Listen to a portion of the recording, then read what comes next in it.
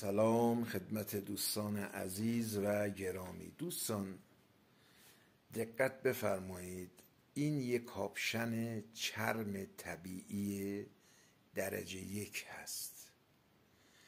شما دقیقاً همین کاپشن را، حالا اگر کیفیتش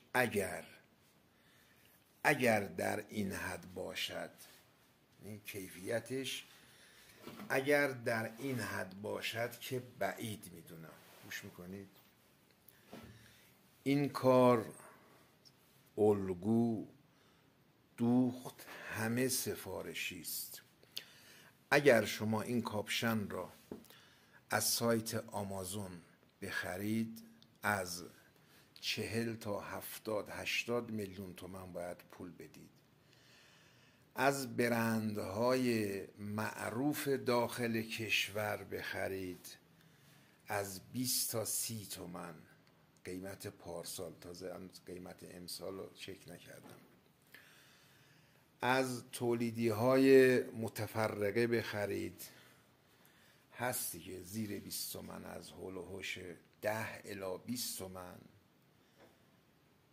از تولید کننده، فروشگاه که این قیمت نمیتونه بده. درجه 1 ها دوستان عزیز، ببین اشتباه نشه، بسته به نوع چرم.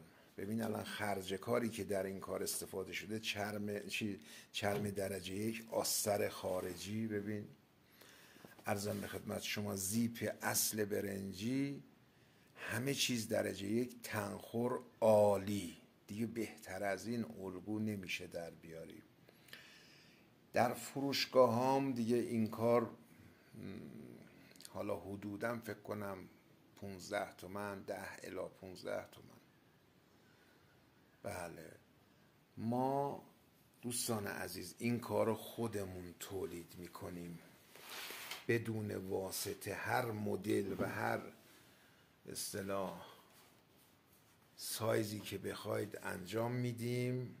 الان این کار رو به شما تقدیم میکنیم با عشق، فقط و فقط 9 تومن.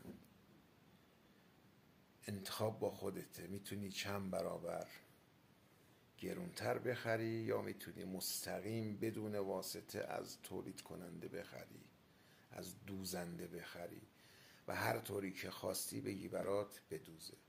من در خدمت هستم. هر عزیزی خواست از سراسر کشور سفارش قبول میکنم. خدا نگهدار.